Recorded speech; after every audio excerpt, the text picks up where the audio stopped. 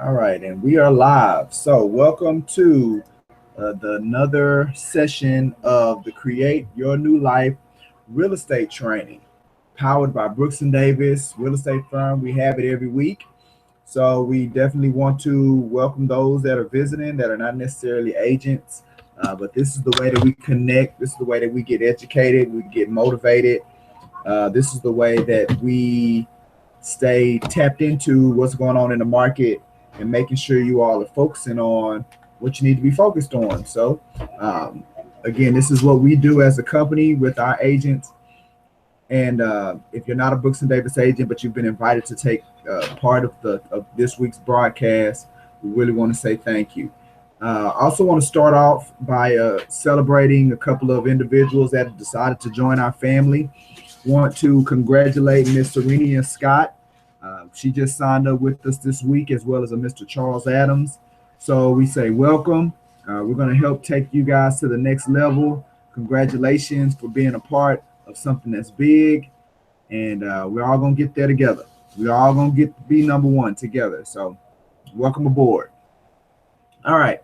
I called today's training, Hello, Mr. Seller. How are you?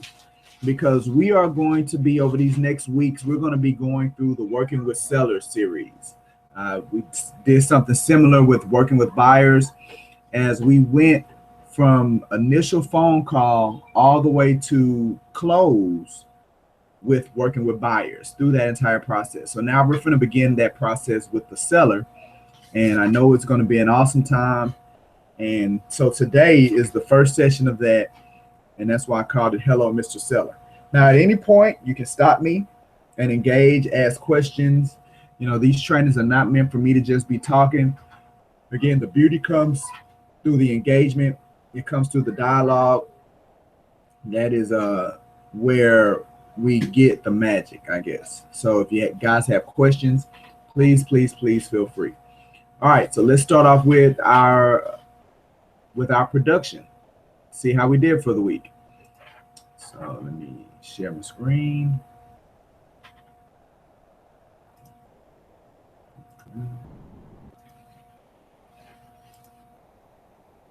Okay, so production. So as of today, we have a little less than $4.1 million worth of production on our pending board. Agent Mashana Green, she added $192,000 worth of production, as well as Carol Wilson added some additional production on the board as well. So congratulations, ladies, way to go. And what that's done is that, you know, we were able to add a net positive, you know, versus closings and additions. So we have a net positive of production going on to the board this week. So that's great for Mashana and Carol. So we look at our rankings of where we are, our medal count as of today. If you're looking at the Olympics, you know, they say the medal count. So Carol is still number one. Mr. Ricardo Davis is number two. Kim Washington has slid down in third place. And we have Kim Stubblefield and Mashana Green rounding out the top five. So that's what our top five is as of right now. So let's recap we had our seller workshop this past Saturday. So, you know, we ran into some complications, but we worked through them as we do, because that's what we do. We don't, problems happen, situations and challenges happen, but that doesn't stop us. We keep going. If you looked at the description that I sent out today that describes today's session, you know, it says keep running because winners don't quit on themselves. And that's what it's really about. Just, you got to keep moving, especially when you're talking about quitting, you're talking about failure. You're never a failure until you stop moving. So, yeah, you'll have some setbacks, you'll fall, but if you keep going, at some point this thing's going to turn out. So you got to keep pushing. So with the seller workshop, we did have a couple of individuals. Shalanda actually came to the workshop, so thank her. We thank Richard for coming to the sellers workshop. We did have a seller, but again, these events that we're putting together is not, and hear me say this, it is not about who shows up at the event. The beauty of the event is the activity built around the marketing of the event. See, that's where we got our leads from. We got our leads, we got buyer leads, and we got seller leads through the activities that we put in place around advertising the event. So I give an example. What we did here at the corporate office as far as to market this event, and these were things that I was encouraging you all to do as well. The things that we did to market this event were such as we called our past clients. So we called every person that we had closed the transaction with. We got on the phone to give them a personal invite to this seller workshop that we were doing. And anytime Brooks and Davis puts on an event, we're going to do that. We're going to make that personal call. We called them our VIPs. And we said, because you've done a deal with us in the past, you are our VIP. And because you are our VIP, we are giving you a personal invitation to an event that we're having on Saturday. Now, whether they come to the event or not, the fact that we were able to touch, 300-400 clients that we've done business with in the past, because as we touch them and invite them to the seller workshop, we're able to ask them for business. So do you know anybody that's interested in attending, that's been thinking about selling their home? What are we doing? We're asking for business. All right. So then they say yes or no. Some people, matter of fact, one of the people that came to the seller workshop was a past client, and they are wanting to sell their home. So, and we got that person through the phone call, through making those calls. So, if they say that if they're not looking to sell a house or they don't know anybody, well then, before I let you go, who do you know that's looking to buy a house or invest in real estate that we can call? So that's another part of business that you're asking for. All right. So that's the lead generation piece. All right. So what's another example of the activities around marketing the event? Well, you're for sale by owners. Okay. You call your for sale by owner. Most agents that are calling the for sale by owners, they're wanting to list the home. And that's what's frustrating the for sale by owners, that you get all these agent calls and they just want to list the home. Well, you're not calling the for sale by owner for that. You're calling the for sale by owner to invite them to a free seller workshop. So you're offering them something of value. So you call 100 for sale by owners and you offer them something of value, such as a seller's workshop. Then what that does is that initiates the relationship with you and for sale by owners. Now, I am going to put together a talk around for sale by owners, and how to do for sale by owners, and how we do for sale by owners, and the programs that we've created. Because the secret behind for sale by owners is not them listing with you the very first call. That's not the secret behind for sale by owners. The secret behind for sale by owners is them listing with you after the maybe 5th or 6th or 7th or 8th phone call. So it's about how do you stay relevant to the for sale by owner long enough to where now they'll choose you to list their home. Because again, the numbers say it, 85% of for sale by owners eventually list with a realtor. So you have statistics behind you in working those. You're just not working them properly. So those are some examples of the activities around marketing an event. So as the company are doing events like the seller workshop, the buyer's workshop, as we're doing these events where you can invite your clients or you can go do marketing, you have to put the activities in place. If you want ideas of what you should do, call me on the phone. Come into the office. Let's talk strategy. You can figure out, we can tell you what you need to be doing, yet you're the one that has to put the activities in place so you can be effective in what you're doing. Okay, so what else we have coming up? We have our stuffing party. So the stuffing party that we had to reschedule is coming up August 25th, and it's going to be with Design Tech Homes. We talked about it last week as far as the realtor rally, and the realtor recruitment rally. This is a good event for you to invite some agents to that are not Brooks and Davis agents to. Yeah, we're going to be stuffing it, but after we finish stuffing, we're going to go over to the restaurant and have like a little happy hour. So it'll be a great opportunity for you to invite some people that are considering a real estate company for them to come out to that event. And remember, and we're going to talk about it here again, you get 5% override of all of their production. So it's a very great opportunity for you as an agent. Okay. Uh, all right, so here we go. The Realtor Recruitment Rally. 5% override of the production of all agents that you recommend to the company. And they sign up. And we actually have an agent that is able to participate in this program because she participated in having one of our newer agents signed up. She recommended, she referred them, and now she's going to be able to get 5% production. It was that easy. And all it was a simple phone call. Simple phone call, set up the appointment, and then they was able to show up. So, as April is showing my children, I just got to give a shout out to my children on the training. That's Morgan right there, and that's Michael Jr. running in the background. But so they're visiting Dad today at work. All right, so 5% override, and that began on August 1st. Something as simple as making a phone call, offering a recommendation. We'll do the rest because you don't have to meet with them. You don't have to be in an appointment with them. You just need to set up the sit down, and we have a phenomenal closer over here with Mr. Brooks, and he can get it closed. All right, so I'm excited about this. I don't know. I added it to the group me. I don't know how many of you all have been able to see it. I've talked to some agents and they haven't seen the video about the new contest that we're offering. But so what I'm going to do is I'm just going to play the video for you about our new Brooks and Davis contest that we're doing over these next 60 days. All right, let's see. Good afternoon, family. Michael J. Davis here. I know I've been pushing you all here over the last couple of weeks about us being in the fourth quarter, that these next 60 days are critical as far as you staying focused and keeping intense.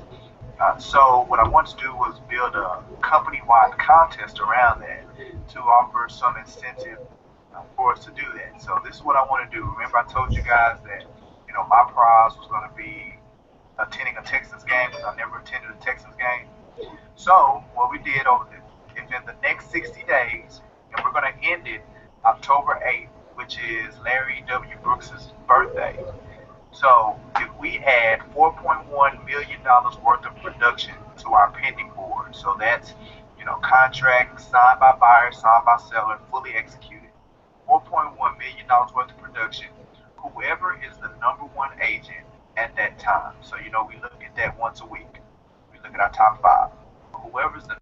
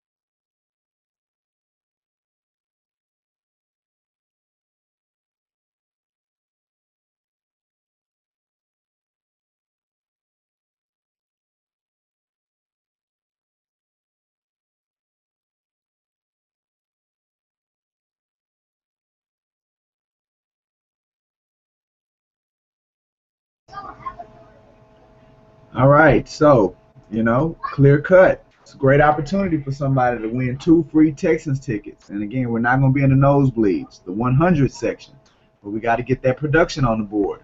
So to get to $4.1 million worth of production over the next 60 days, that's 8 weeks. If you divide 8 by $4.1 million, that's $515 a week of production, company-wide production, $515 a week. So of the first week, right now we're sitting on $315,000 worth of production for this week. So we need another $200,000 before Monday for us to be on track on hitting our goal. All right, so you got to take part. You get into it. Whoever's the number one agent, at once we hit that mark, will be getting 2 free Texans tickets. So get in the game, get off the bench, get off the sidelines, get in the game, and let's go see the Texans. Go Texans. Okay, so some quick recaps before we get into our training. The first one is that since I'm really pushing these next 60 days, then one something else uh, that I want to recommend to you all is every Create Your New Life real estate training video we have recorded, and you have access to that in your 7 training folder.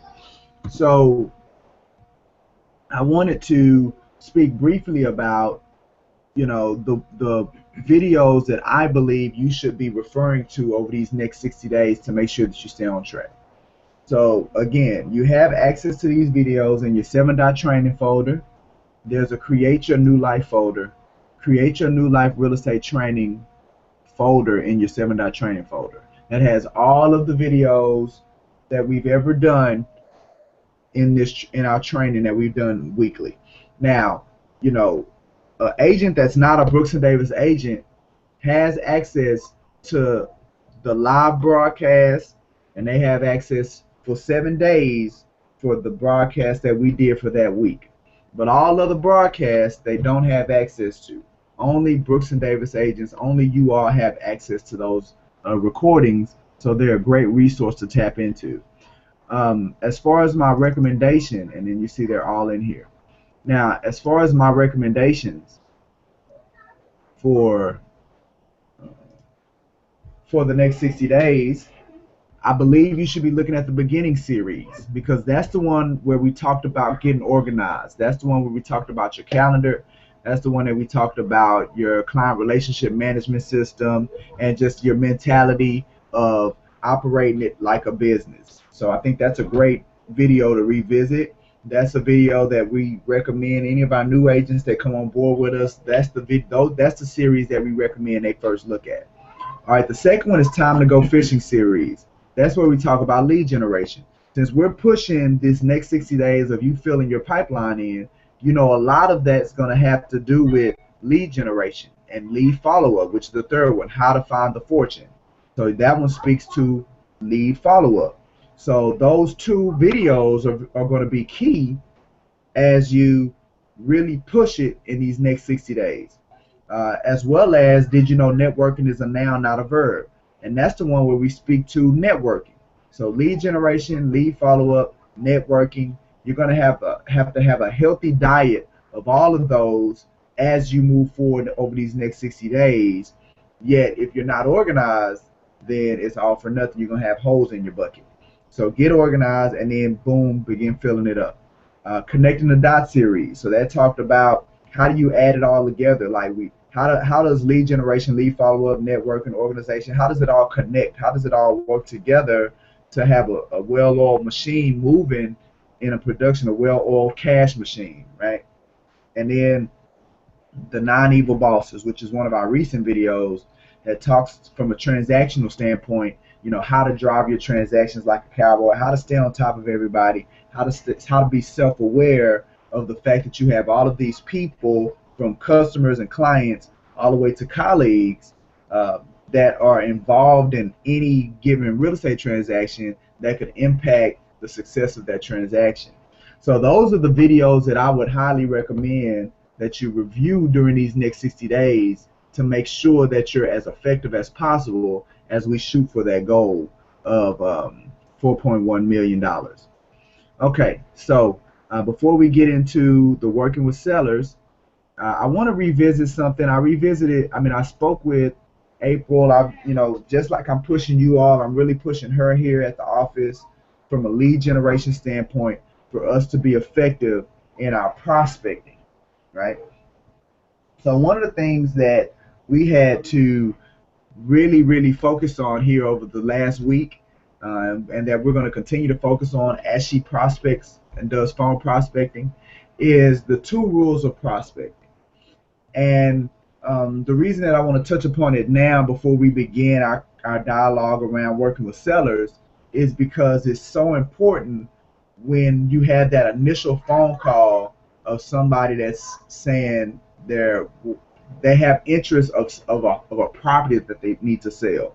Whether you got that from a for sale by owner, whether you got that from an expired listing, whether you got that's a person that's working with a agent already, but they're ready to make a move, whether that's a family or a friend, wherever the person came from, that initial phone call is very key for you to sell them on having an appointment with you. Now, the first thing, especially when it comes to prospecting, is that remember, you are not selling them on using you over the phone. That's not what you're selling. What you're selling is them having an appointment with you. That's the only thing that you're doing. You're not trying to convert them on using you over the phone. That's not where you make that conversion. The conversion when you're on the phone is to set the appointment. That's all you're going in for. All you need them to do, say whatever you need to say, do whatever you need to do to get them to agree to an appointment with you. Okay. Then at the appointment is when you convert them into hiring you and using you. All right. So now, when we're talking about the rules of prospecting, again, whether it's sell by owner, it's a referral, whoever, the first rule is that you have to identify the need, and that's the hardest part. See, a lot of us go into rule number two when we haven't spent enough time with rule number one. Rule number two is offer you as a solution to their need. Well, you're trying to offer yourself as a solution when you haven't truly identified what the need is, and that's why so many people are ineffective in converting people over the phone. Okay. The reason that it's so challenging to identify the need is because they have to offer it. The person that you're on the phone with has to be comfortable enough with you, and you have to have built enough rapport, and you have to have asked the right questions. See, all of that has to be done for them to offer up the need, the true need, for you to be able to feel, right? And so, what does that look like? If you're on the phone with a for sale by owner, well, you first got to find out why are they selling the property. Number one, you got to find out why are they selling it. Number two, you got to find out why are they not using a real estate agent. Now, you come to them and you just ask them those questions outright, they're either gonna lie to you or they're gonna hang up in your face because you haven't connected, you haven't built rapport with them. So you first have to make that for sale by owner comfortable enough, or you have to give them reason enough to listen to you on the phone. One of the things that we've done is that we created a program called Dating the For Sale by Owner. And through that program, that gives the for sale by owner, or that puts us in a position to where the for sale by owner will pay attention to Brooks and Day, or pay attention to whoever's on the phone talking to them. Well, the whole point of that, of getting them to pay attention and getting them to build rapport, is so that we can find out what their true need is. What do they need? And we know it works because just this week, April actually converted a for sale by owner for a $160,000 piece of property in Third Ward. So now, did she do that over the first phone call? No. It took her 6 phone calls of engaging with this person and speaking with him and reminding him to finally get him to say okay to us listing the property. And that's because she, on the very last phone call, she was able to truly identify the need. And once she identified the need and got him to agree with her on this is what I need, rule number 2 is easy. Rule number 2 is, as simple as his need was he wants to make money from the sale of this property. Okay, well, at that point we can list it for you, right? But before her to get to that point with him, it was 5 phone calls, couple of months of engaging on a consistent basis with this individual to get there. So when you're talking about the 2 rules of prospecting, it isn't something that happens overnight.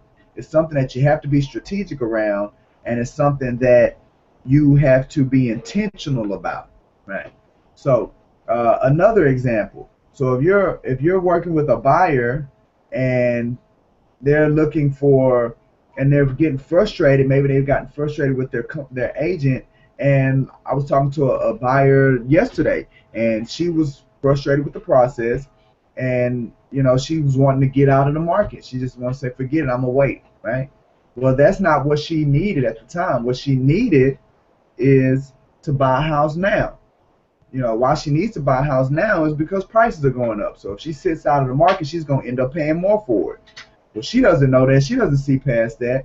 But the relationship between myself and her has to be strong enough to where when I offer that as a solution for her, she receives it because of our relationship, right? And the need for her, I had identified that need way long ago, right? So it was easy for me to revert back to that when she was trying to make a decision of getting out of the market. Because how does that impact? If she would decide to get out of the market, well, all the time that's been spent on speaking with her, negotiating with her, looking for houses, all of that stuff will go for nothing if she gets off the market.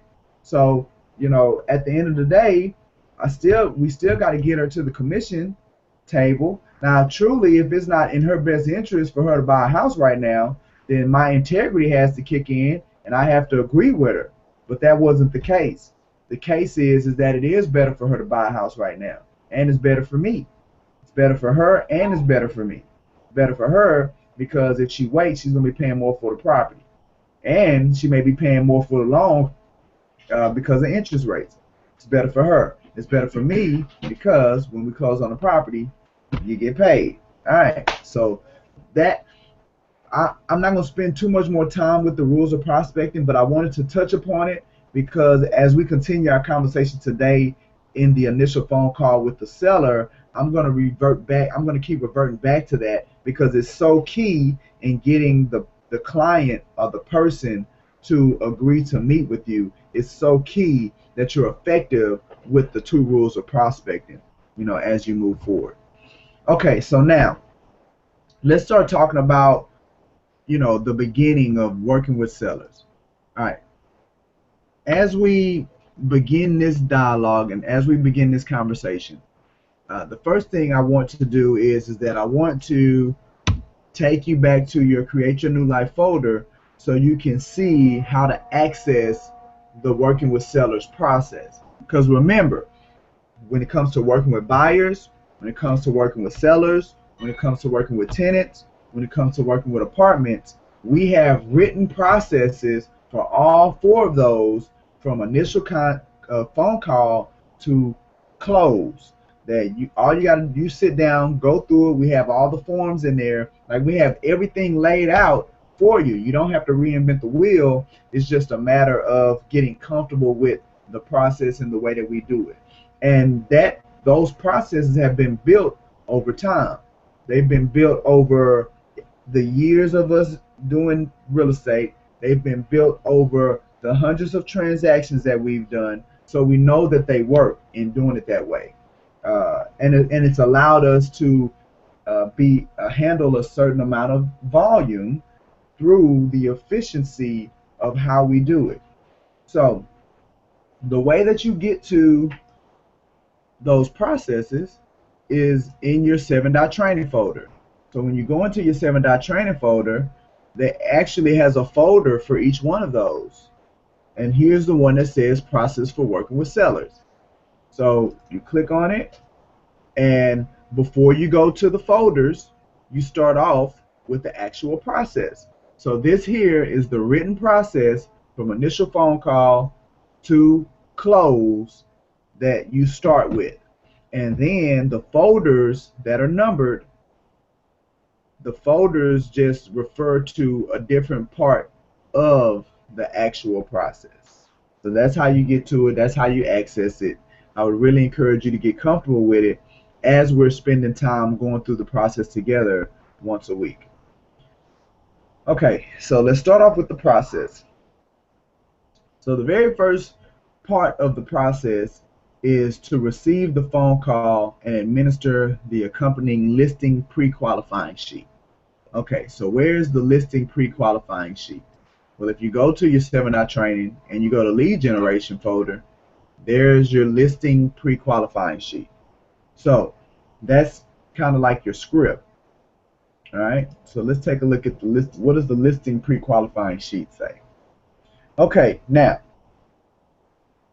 you can use the 3 goals, you can use the 3 critical questions um, when conversing with the person on the phone, because for the most part the conversation is going to be, now whether it's a for sale by owner, whether it's a client, there are different scripts for sale by owners, referrals, and things like that.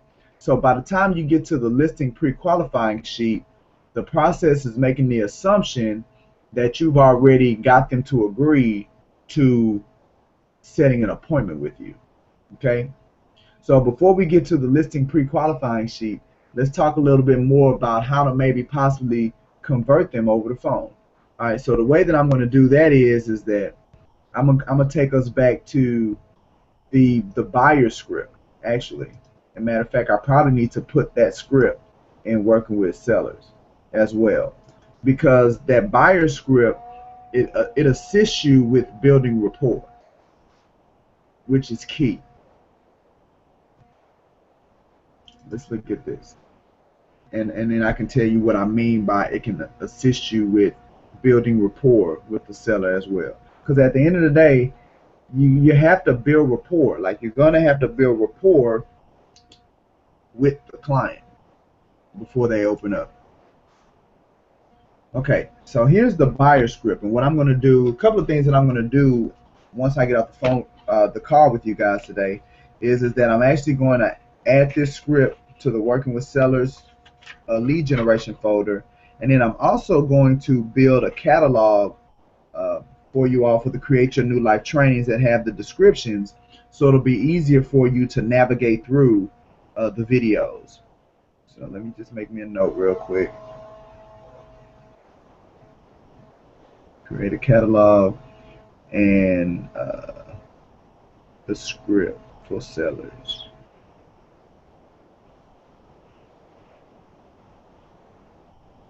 Okay, so I got that down. All right, so what the script's gonna be similar to this. Hi, thanks for taking my call. This is Michael G. Davis, Brooks and Davis. All right, and then my job is to reach out to clients. All right, so we can have all that in there. All right, so now, first you want to get their name. I didn't get your name, because as you're speaking to them, you want to call them by name. Okay, so we'll say John the seller. So, hey, John the seller, I appreciate you for taking my call. Now, from what I've heard, John, is that you're looking to sell a property. Okay, so now, again, people like hearing their name. So that's why you want to get their name. You want to focus on knowing their name, because you want to continue to say their name as you're talking to them, because it makes people feel more comfortable and more open. And again, as I'm speaking to you guys, we're talking about the psychology of people. We're talking about the subconscious. Like, John doesn't consciously recognize the fact that, oh, I just like Michael because he keeps using my name. Like, he's not connecting that dot, but subconsciously, that's the effect that's happening as you continue to use his name, because everybody likes their name, so you're offering him something that he likes.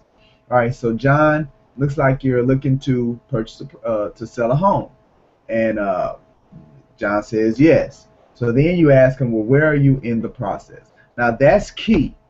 Always start the conversation off with that question, because that question is going to let you know where you need to begin your pre-qualification of the client. And that works for sellers and buyers. Where are you in the process? If it's somebody looking to buy a house, where are you in the process? If it's somebody looking to sell a house, where are you in the process? So for a seller, here's a response may be, we are wanting to fix the house up. So we're there in the process. We are researching what we can get for the house. We are interviewing real estate agents. See, so we are attempting to sell it by ourselves before we possibly consider an agent. So for sale by owner. So where are you in the process? We have been trying to sell it for ourselves, and now we're frustrated, right? So where are you in the process is the first question that you should start with, because it's going to allow you to see where's the next step that you need to be. All right. So now if you look at 4, 3 and 4 are your rapport building questions.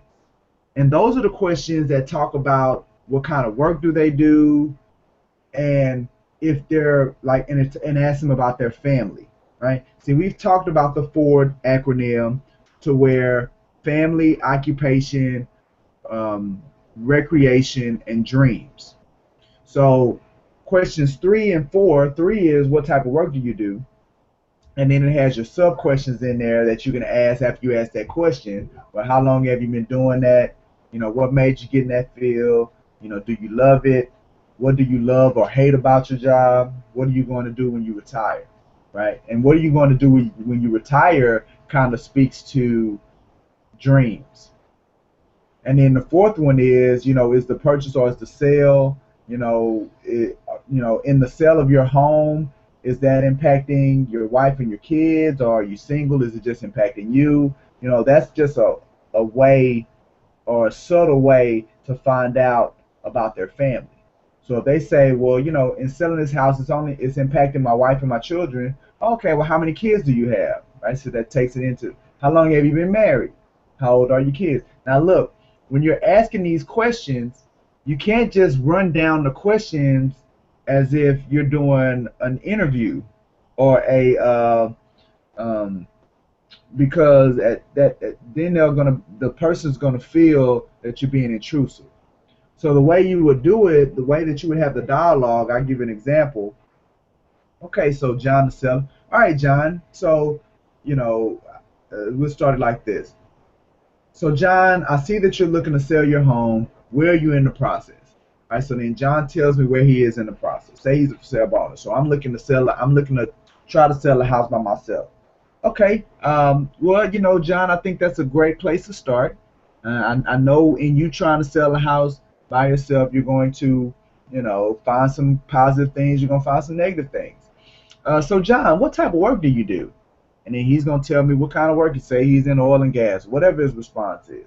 Okay, so you're in oil and gas. So I'm assuming you've probably been in that for some time. How long have you been in oil and gas? And then so now that's me. I've asked my question. So he said, well, I've been in the oil and gas, blah, blah, blah, blah, blah. Okay, and I'm pretty sure you guys have had, you've had some challenges over the last 18 months with the barrel of oil. So I know that's been affecting you and things like that. What made you get into that field of work? See, I'm not just going question for question. Like, I'm plugging in things in between the questions, right? And again, I'm just trying to build rapport with him. So then he tells me why he got into it. Okay, so I'm assuming over time, John, that because of the reason of why you got into it, that you probably love what you do, or is it not something that you see yourself doing long term? So I'm just having a conversation with him. All right. So then from that point, I can maybe segue into the next portion of it. All right. Well, John, look, so we're talking about you selling your home. You said that you want to try to do it on your own for right now. Now, this sale, is it affecting just you, or do you have a wife, kids? How is it impacting things? All right, so then he tells me if he has kids or not. If he has kids, then I can go in. Okay, great. How many kids do you have? And if he says he has 3 kids, then what I'm going to do is that I'm going to try to connect with him by letting him know that I have 3 kids. I'm like, oh, well, great, John. I have 3 kids. I have 2 girls and a boy. What are yours? What are they? Boys, girls? Right? So I'm having a dialogue with him, right? Because at some point in this conversation, I'm going to ask for him to have a face-to-face appointment with me, right? I understand where he is in the process, and I understand what his plan is. Now, he's not going to want to have a face-to-face with me, but if I can build enough rapport with him, and if I can bring his defenses down, then I may have a shot of having my face-to-face with him. Now, if it's a true for sale by owner, the chances are very slim that he'll have a face-to-face with me, depending on where he is in the for sale by owner process. But that's okay, because before I let John go off the phone, I would have built enough rapport with him through my questioning in the initial phone call for him to be okay with me following up with him in maybe 2 weeks, maybe a month, maybe a week. I always try to say a week. Let me follow with you a week. But they may be like, well, no, give me 2 weeks. That's okay. So they say, okay, well, look, I'm going to reach out to you, John, just check in, see how things are going in a week or so. So you're courting them, you're dating them. And it's imperative that you put them in your CRM, on your make your client list, have something in place to where when 2 weeks hits, that you're back on the phone with John, and you're reminding John of the conversation that you had before. And see, you've had enough dialogue with John, and you need to make sure that you have your notes in your system so you can recall that John is in oil and gas, and that John has 3 kids, and that John is married, and that where John is in the process 2 weeks. Like, you have to have that somewhere to where you can read it real quick before you call John back, because it's not something that you're going to remember off the top of your head. It's not. So you have to have that stuff. It's imperative that you have that stuff written down somewhere. Okay. Now, again, for sale by owners are not something that you're going to get overnight. So that's where the 2 rules of prospecting kick in again. You may not have been able to identify John's need to a point to where you can offer yourself as a solution in the first phone call. But that's okay, because you built enough rapport to where you can follow up with him. And then on that next phone call, hey, John, so say this is the next phone call that you're having with John, the for sale by owner. Hey, John, this is Mike. Just wanted to check in with you and see how things were going with the sale of your home. I know the last time we talked, it was something that you wanted to initiate with on your own. So I just want to see how that's been going for you. Like, have you gotten an offer, written offer that you're moving forward with? Is the home sold? And then he's going to let you know. He's like, well, we've had calls. More than likely, he's probably going to say, we've had a lot of these agents call us. Say, yeah, typically you get that when you first put it on the market. You get a lot of realtor calls. So, but have you had any written offers? Have you had any buyers? Have you had anybody take a look at the property? Right? And he's going to let you know, yay or nay. Now, initially, he may not even be honest with you. He may tell you, yeah, we've had people looking, we've had this, we've had that, because he doesn't want to make it seem like he needs you yet. But that's okay. You just take it all in and say, okay, John, well, look, I want to stay in touch with you, right? You may even want to ask about the kids. Well, how are the kids? How's the wife, right? How's the job? Are things turning over in the oil business? And then you might want to even continue with some of the other things that maybe get him back, maybe ask him again of why he doesn't want to use a real estate agent, right? So again, you're just having a dialogue with him. And see, this script is just here to give you options of questions and things that you can bring up in the dialogue. It helps you continue talking, because see, you want to keep them on the phone as long as possible.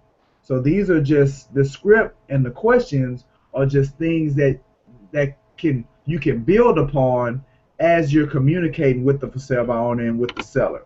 All right. So the very first part of the process when it comes to working with sellers is that initial phone call that you're going to have with them. And again, what's very key is identifying the need, why they're doing what they're doing. So even if it's a referral, you want to know why they're doing what they're doing. Now, that's a little bit about the script. Let's go back to the pre-listing questions, because now what the pre-listing questions are going to do is that they're going to help solidify more of you being completely clear prior to the appointment. Now, just because a for sale by owner or a seller is offering to meet with you, that doesn't mean that they're hiring you right now. So the listing pre-qualification questions kind of gauges the area. So when you go to your listing pre-qualification questions, and again, these are the questions that you want to get answered prior to meeting with the seller. So prior to the initial property consultation, you want to get these questions answered. Let me make them a little bigger.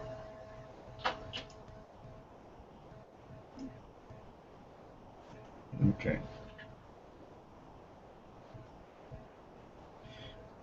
Okay, so even if you look at the three goals and the three critical questions, you can make this a part of your listing presentation. You don't necessarily have to. These were things that were said to the seller at the appointment. So, we're going to review your motivation to sell this house now and agree on a price that will cause it to sell. So, like when you're on the phone with the seller, you may want to use this to say, when we meet, we have three goals for when we meet on whatever date that you set it for. And you say, so, the first thing we're going to do is we want to review your motivation to sell this house now and agree on a price that will cause it to sell. The second thing is we're going to take a moment and answer any questions that you have. And then we'll decide whether you choose to work with me, and I'll decide if I choose to take your listing. That's kind of our goals for the appointment. Again, it's no pressure because you can easily say, hey, I don't want to use you. That's not a problem. So then you can go into the three critical questions. So question number one is, do you really want to sell your house? Right? And again, that's where you're tapping into rule number one of prospecting and identifying the need, being direct and definitive in your questioning. Do you really want to sell your house? And then they're going to respond how they respond. All right, so then you want to ask them about pricing. Are you willing to price your house to sell, or do you want it to sit on the market? Now, any reasonable person is going to say they want to price it to sell, they don't want it to sit on the market. But they're not identifying that question as, well, if you want to price it to sell, it may be well below what you think you can get for the property. That there's a method behind identifying what price it needs to be at. Okay, and then the last question is, do you want me to sell it for you? Now again, these three critical questions are not asked over the phone. These critical questions are asked while you're in person. The reason that I have them here on the pre-qualifying sheet is because you're going to take this pre-qualifying sheet with you to the listing appointment, right? So that's why they're on this sheet. But they're not to be asked over the phone. They're to be asked in person. The three goals and the three critical questions are to be asked in person. All right, so then this is how you start out the pre-qualifying sheet. Now, before I come out to your house, there are a couple of questions I need to ask you, so I'm fully prepared and save time. So do you have about 10 minutes? Now, it's key that you explain to them why you're asking these questions. So you're asking the questions because you want to be fully prepared, you want to save time, and you're just letting them know it's only going to take about 10 minutes for you to go through the questions. So you gotta make sure that you explain to people why you're asking the questions. Okay. Now there's some questions are in blue and some questions are not. Like these are the questions that are in blue, and then these questions are not in blue. Now the reason that some questions are in blue is because a person may not stay on the phone with you long enough to get through all the questions. Okay, so it's 21 questions on here. A person may not stay on the phone with you long enough. So what you want to do is you want to ask all the questions that are in blue first. And then if you have time after you ask all the questions in blue, then you go back and you can ask the other questions. So what are the questions that are in blue? All right, so if what I say, that's the very first question you started off. If what I say makes sense and you feel comfortable and confident that I can sell your house, are you planning to list your house with me when I come out on whatever day? All right, most people are going to say no, which is okay. But some people may say yes, and if they say yes, even better. But most people say no. Or they'll say, well, it depends on what you say, or we'll see, or whatever. Whatever. They're going to say what they're going to say. All right, so then the second question, do you plan on interviewing more than one agent for the job to sell your house? All right, so now that's going to let you know if you're going to have some competition. All right, so then tell me again where you're moving to. How soon do you have to be there? If I sell your house in the next 30 days, would that pose a problem for you? All right, so you're doing a couple of things. One, you're trying to identify what's their need. If they need to be moved in 30 days, then now you know how to offer yourself as a solution to their problem. because you can offer yourself as a quick agent. We'll get on the mark quickly. We understand your timetable. Boom, you got that. So where are you moving to once you sell? It also puts you in a situation to where you can identify if they're purchasing another home after they sell this home. So, that's a great, strong question for you to get information from. All right. So, what would happen if your house did not sell? Right. And then when I see you, how much do you want to list your house for realistically? And then that's going to allow you to see where they feel, where they are in their pricing. Right. Now, this little portion under that where it says, as a professional real estate agent, I study houses and prices every day. Therefore, I assume you'll list with me at the price that will cause it to sell, correct? So that's a little subliminal thing. You're just providing them, like you're trying to put them on to an understanding of you're the expert, you're the professional, um, and that they'll listen to you. Okay, so how much do you own the property? That's a very important question as well that you want to know and that you want to be able to build around. Will you quickly describe your house for me? So they're going to tell you about their house. Okay, and then all right, there we go. Will you quickly describe your house for me? Okay, now here it says I'll be sending over a package of information. Will you take a few moments and review it prior to my arrival? So now you need to have a pre-listing packet, right? And your pre-listing packet is most people's listing presentation, where they give all the information of why they're a good agent, uh, who, why they should be chose. Matter of fact, here, let me show you. I actually have an example of our pre-listing packet on our website. So, because see, now what we do is that instead of sending them the pre-listing packet, we just encourage them to visit our website and they can see the package online. Okay, so now if you go to for sellers, right here, you can see pre-listing packet. And then it takes them here to the pre-listing packet, and they can see all the aspects. They can either see every single form of the pre-listing packet spread out, or they can click there and it'll download the whole packet for them. But you can see in our pre-listing packet, we have a cover letter, and that's just a letter. And you guys, clearly can use this as you create your packet. But it just says that we appreciate them taking the time to meet with us, and we hope after taking a look at the information that they will make the smartest decision today by allowing us to list their property. Our process is proven that it works. So it talks about what they should have when we meet, extra keys, sales disclosure completed, all these other things. Okay, so it's just a little letter. Then it's an agent summary. So it's a summary about me as an agent, or you as an agent. Then the company summary about the company. These are every sold transaction. So the person could see all of the sold transactions that we've done prior to meeting. So that just shows that we're confident. We know what we're doing. If a person is looking at a list of 117 sold transactions over a span of maybe 10 years, then the one thing that they have to deduce is that these people know what they're doing. So then we have pictures and testimonies that they can look at. That's a part of the pre-listing packet. See, what you're doing is you're padding yourself as the expert. And see, if the pre-listing packet does that for you, when you get in front of them, you don't have to so much sell yourself as an expert. At that point, it's just about showing them how you can satisfy their need and getting them to sign the paperwork. So then we have information about our sales guarantee program we offer, the easy exit listing agreement, the things that we're in the community. So this just gives you an idea of when you create your pre-listing packet, what you can have in it. So I encourage all of you all to go to our website, look at our pre-listing packet, and you can model your pre-listing packet around it. If you have any questions about it, just give us a call. It even has the forms. It gives them a copy of what the listing agreement is going to look like. It gives them a copy of the seller's disclosure, and they can go ahead and fill that out.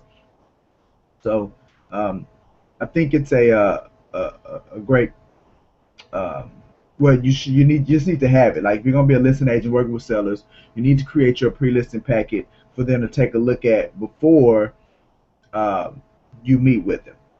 Okay, so then another question is, I've only spoken to you. Are there any other decision makers I should speak with before I come over? That's very important because if they're husband and wife, you need to have both of them there. And if they're saying that there are other decision makers, then you need to encourage that all of the decision makers are there at once because you're not putting yourself in the best position to get a signed listing agreement if you're only talking to half of the people making the decisions. You got to get in front of everybody at the same time. And then the last question is, will all the decision makers be there when I arrive?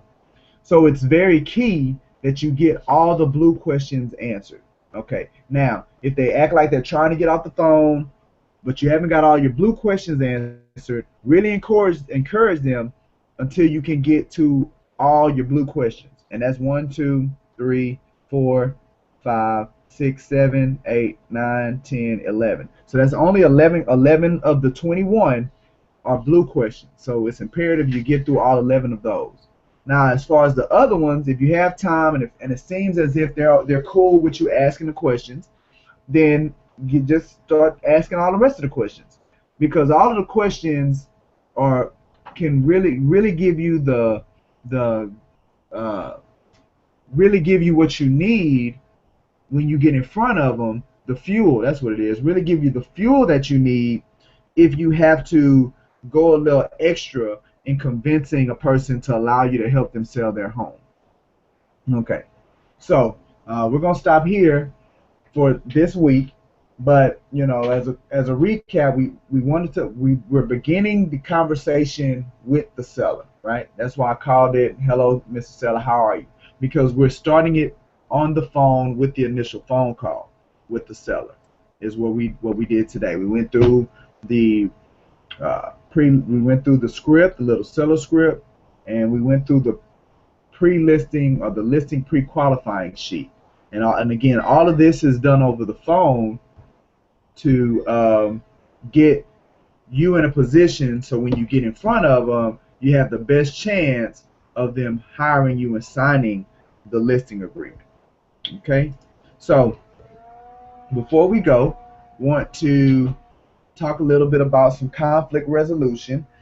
Conflict resolution was one of those things that I wanted to do on a consistent basis.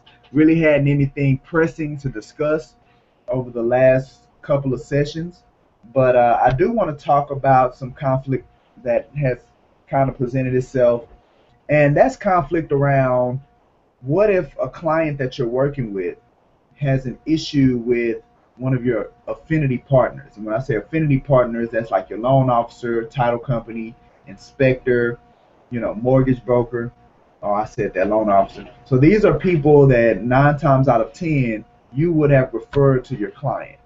So what if, as you've referred that individual to one of your partners, then they have some challenges between the partner and the client?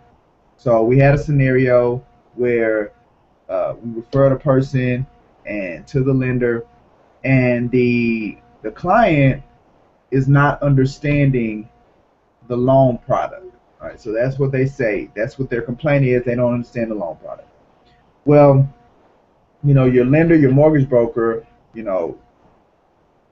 we expect for the mortgage broker to explain the loan product to the client. Okay, now what you can't do, because you got to understand, and again, this goes into the 9 evil bosses, right? This is the people business. People aren't perfect. You can't have a level of expectation for your affinity partners of perfection because that's not right for them. And really, it's not right for you because you're not perfect. We all make mistakes.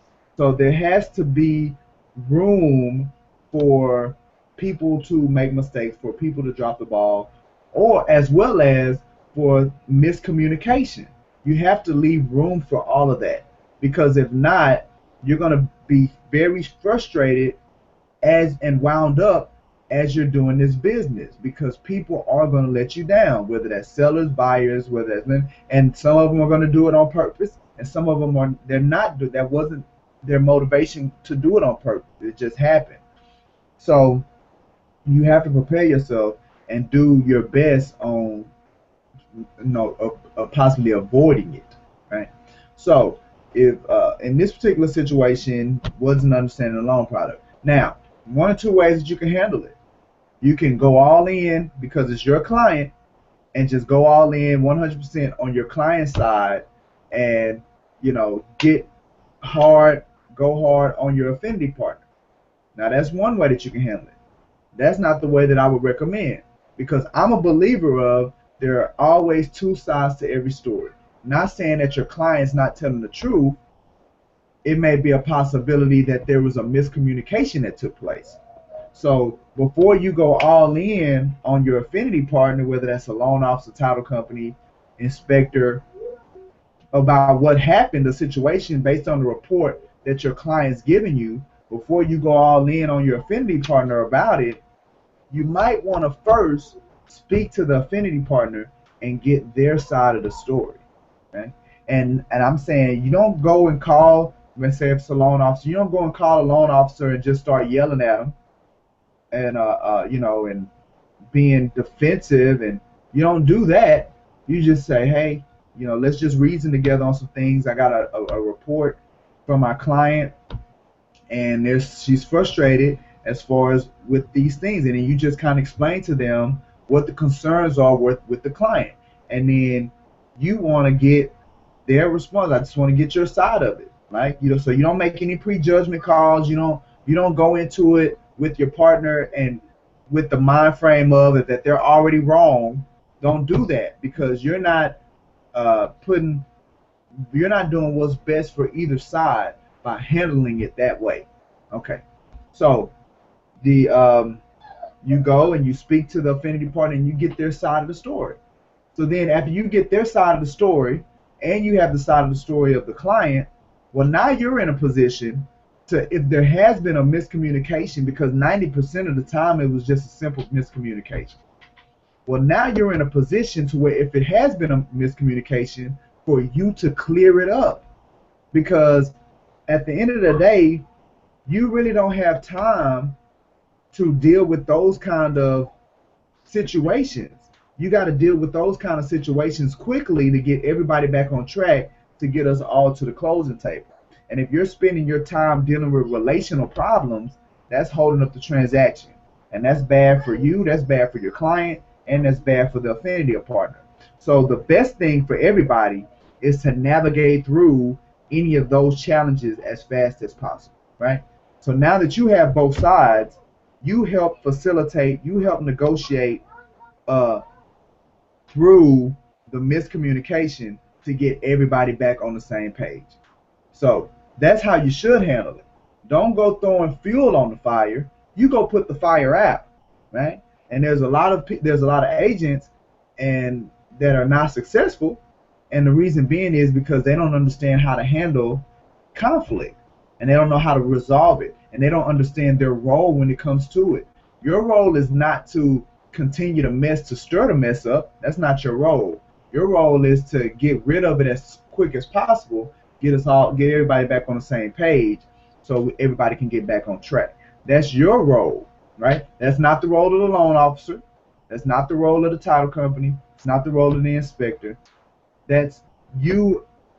That's your role. You have to take responsibility to do that, because if nobody else is going to do it, you got to do it to protect your commission, to protect you getting paid. You got to say to yourself, I don't care how anybody else handles this situation. I'm going to make sure it gets worked out so I can get paid, right? You have to do that. You have to take the responsibility and onus for that. And if you're not going to do that, you're not willing to do that, and you're handing that off to somebody else, then you're leaving yourself vulnerable, and you're leaving yourself in a position for things to bust out, and you can't get your time back, you can't get your money back, and those are two very important resources, and you got to protect it and make sure that you capitalize off of the time and money and energy that's being exerted on you doing this business. So conflict resolution is very, very important. So I wanted to spend a little time talking about that this week, because you have to be the mediator, and you have to be the one to put the fire out. You can't be the agitator. You're the one that has to fix the problem, whether right or wrong. It's not about right or wrong, right? Because right or wrong is relative. You know, hey, you look at World War II, the Germans thought they was right. Americans thought they was right. Really, right or wrong is depending on who wins the war, right? The history books are determined by who's the winner. They written by the winner of the war. If Germany had won the war and they'd written the books, then we would have been the enemy. Americans would have been the enemy. They'd have been the winner. So right or wrong is all relative. It's not about right or wrong. It's about, let's get to the bottom of it. Let's get everybody back on the same page, and let's go ahead and get this thing to the closing table. Let's mitigate it. Let's fix it. Let's put the fire out. Right? Okay, so just want to spend time talking about that. So that's it for today. Next week we'll pick things up. And next thing we'll pick things up on working with sellers. And, you know, myself, Mr. Brooks, we're on our way out of town. We're going to get some more information for you guys at the National Association of Real Estate Brokers Conference in Long Beach. So I know next week, a matter of fact, depending on what information that I get, I may do a special report like I did last time when I came back, or maybe some valuable information that we got from the conference. And then that following week, pick back up with the sellers workshop. With the working with sellers process. Depending on, you know, what good nuggets that I get from being out in that conference. So with that being said, ladies that are on the call, do you have any questions, any comments, any coaching that I can help you out with right now? Let me know. Anything? Any deals you're working on? Any success stories? Any new clients? Any motivation for some of the other people? Okay. Well, look, you guys have a great week. Again, we don't fly out until tomorrow afternoon. So if you have anything that you need, you know, let's get us on the phone. If you have any questions, even with us being out of town, I have access to the phone. I don't know how accessible we'll be, but you can still try to reach out to us, send an email, send a text, and we'll do our best to get you back on the phone before the end of business day to get your problem or your situation worked through. So with that being said, you guys have a great weekend, and we'll see you next week. Have a good one.